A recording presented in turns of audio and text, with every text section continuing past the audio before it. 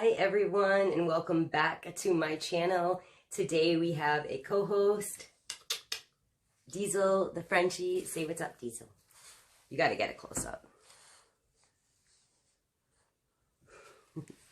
That is Diesel. He is our co-host for a couple minutes, as long as he wants to stay on my lap. But welcome back to my channel. If you guys are here again, thank you so much for your support on my channel. I host all my adventures, including and especially my paranormal ones, as well as some of my fitness journey on here. Sometimes I post routines, but I'm mostly a spiritual and paranormal channel. I am here to help you along your spiritual journey and to help you grow. I document a lot of my own spiritual journey and the things that I've gone through so that maybe you can relate a little bit better to what someone's actually going through instead of actually just watching a video and seeing steps 1, 2, and 3. And we know that we don't all fit into a perfect little box. So if you guys enjoy the content on my channel, please hit the subscribe button. And there's also a notification bell that you can hit. It will let you know every time I upload a new video. Like my content, share with others. This segment is going to be called My Ghost Story. I'd love for it to be interactive, but you need to have more than like 124, or I might be up to 125 subscribers on YouTube. But a question and answer, you kind of have to have people asking you questions, right? But I want to keep this interactive.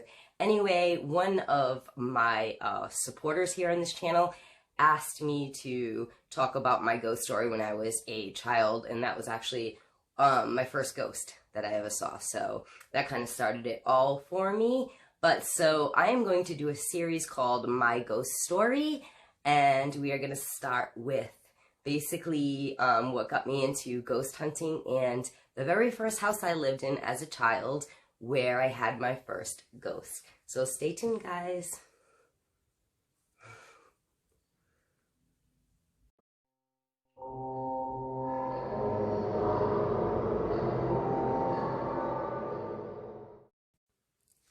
Hi again, guys. So for those of you who are not familiar with my channel, again, my name is Tisha. Hello.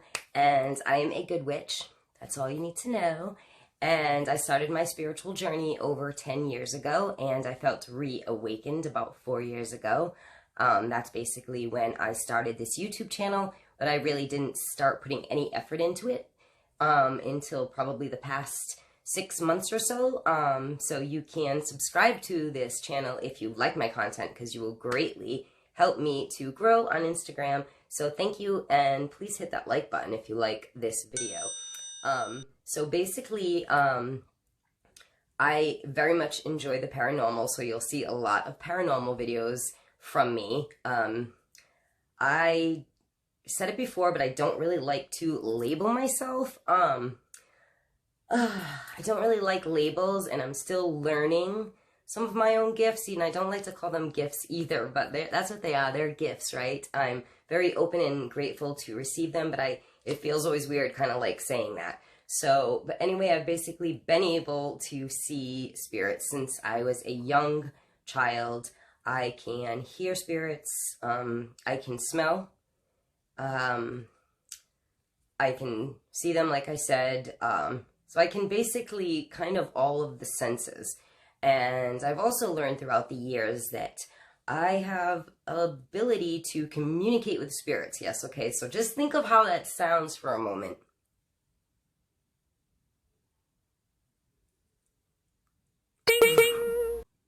I know, right? So it's hard to say that, right? So, but anyways, yes, I've seen spirits since I was a little kid, and I believe that when I allow myself to be open, then I 100% can communicate with spirits. I haven't communicated with any. They've tried to communicate with me through the years, and this is something that I'm slowly learning. I'm learning a lot more because I feel like my mind is developing a lot more quickly since my spiritual awakening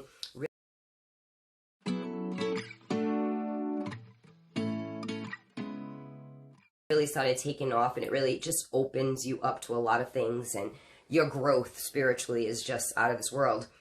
So, but yes, I have had nights that I'm laying in bed and it's freaking creepy. Man, it's so creepy. Like, I'm laying there and my husband's like sound asleep and he probably gets so annoyed. He's been like, T, he yells at me. And I'm like, it's not my fault. What do you want me to do? But most of the time it's before I even fall asleep. I'm just laying in bed and I'm trying to fall asleep. And then, like, you know when you feel someone like touch your foot or something? And then I'm like, I like go and I take my leg and I'm trying to see where my husband's leg is on the bed to see, like, could he have possibly touched my foot? But then he's like all the way on the other side of the bed. So I put my foot back there and then I'm waiting again. And then all of a sudden somebody touches my foot again. Like, something is touching my foot in the bed and his foot is like nowhere to be around.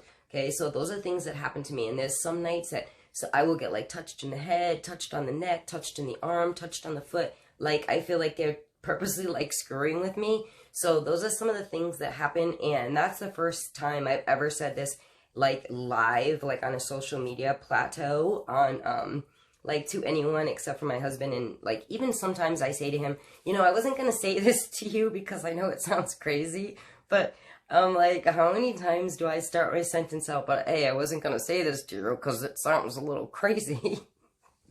Oh my God, I'm so weird.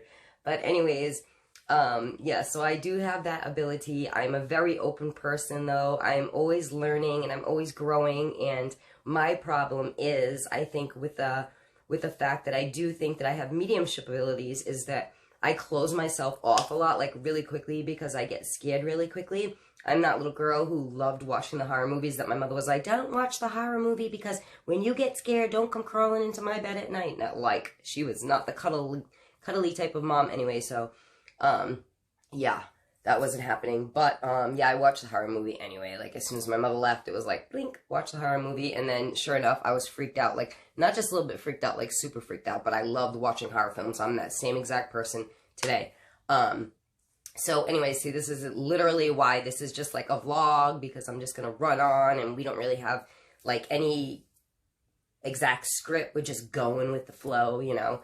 So, anyways, I've been trying to work on my mediumship, and my problem is that I'm closed off sometimes when it gets too scary, because it's like, well, obviously, right? It usually comes to me like in the middle of the night when it's like pitch black and I don't want it to because I'm scared.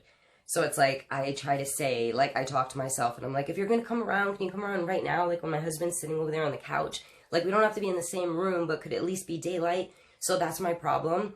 But I've been on a lot of different investigations where I know that spirits are trying to communicate me.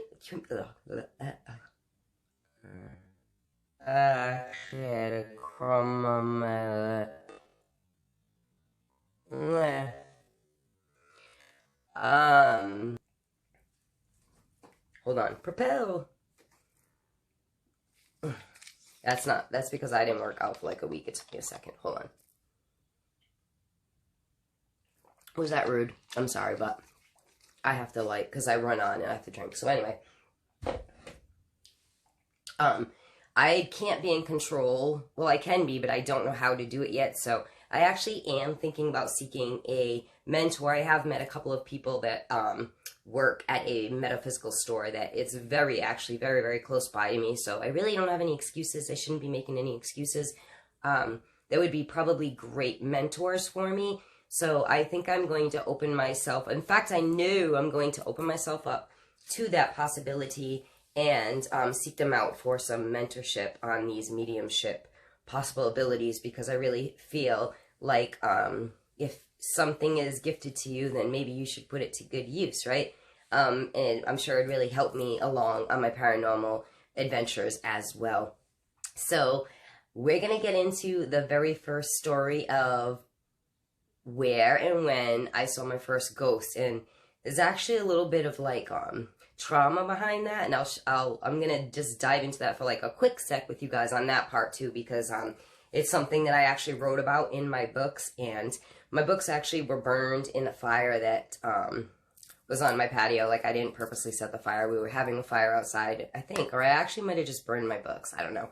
But I had a rage of fit one day, and I actually burned all of my journals, where I am wicked old school, and when I write, I like to write everything out. So I literally hand wrote my books, and it was like there were 2 books, and it was like 5 or 6 big journals full, and I burned some of them. And I guess the way that I look at it now is that I just have to rewrite my story a different way, and as much as I can't get ever what I wrote back in those journals, and it'll never be the same, I feel like it's, you know, when I'm burning bamboo and I'm trying to, you know, burn my intentions for either good, or I'm trying to burn something to let it go, that maybe just writing in that journal wasn't really the actual book, it was just me writing so I could let go. As we all know, journaling can really help us just let go by writing things. That's why people keep diaries and things like that.